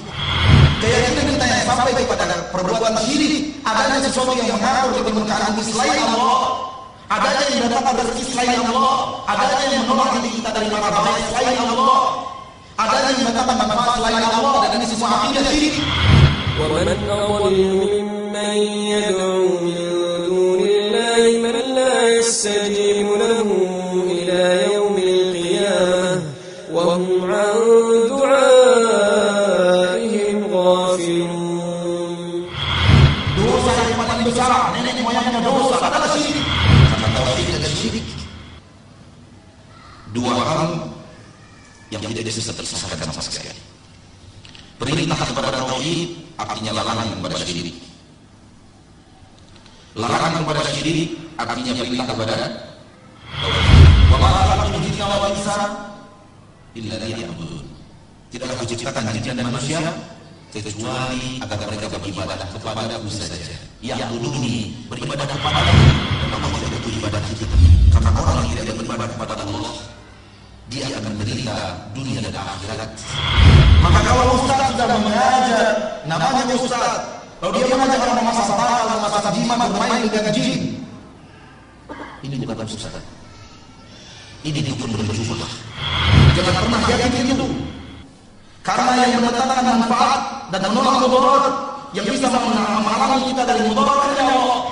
يا أيها الناس اذكروا نعمة الله عليكم هل من خالق غير الله يرزقكم من السماء والأرض لا إله إلا هو فأنى تؤفكون.